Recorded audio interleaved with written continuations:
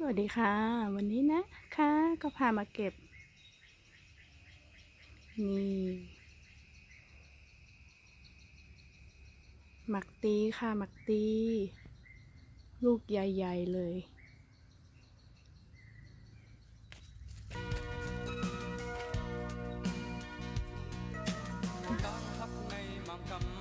ขึ้นมาเรียกคะ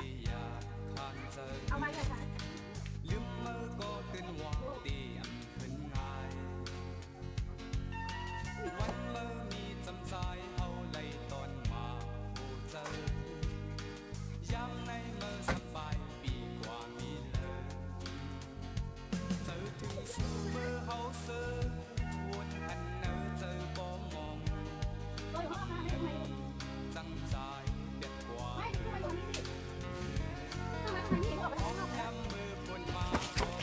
นี่นะคะ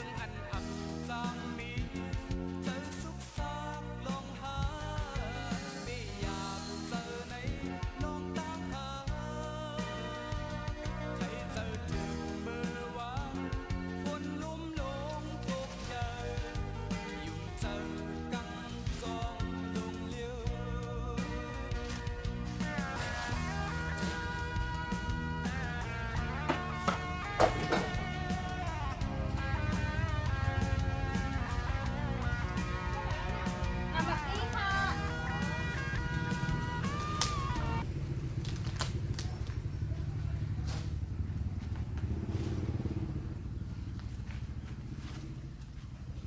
นี่นะคะลูกใหญ่เลยเห็นไหมคะ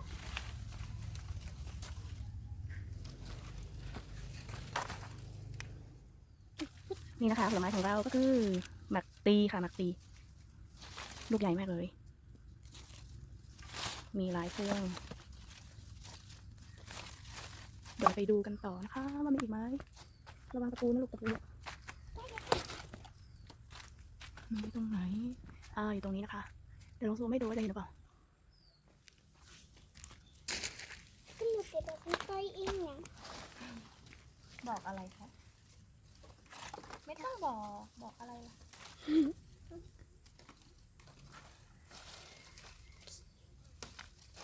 นี่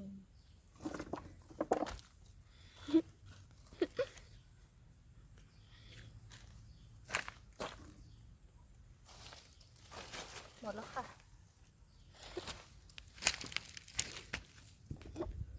นี่คือหมักตีของเราที่เก็บได้นะคะโอ้สวยมากลูกใหญ่ไข่น้ำลายไหลก็ตามมานะคะ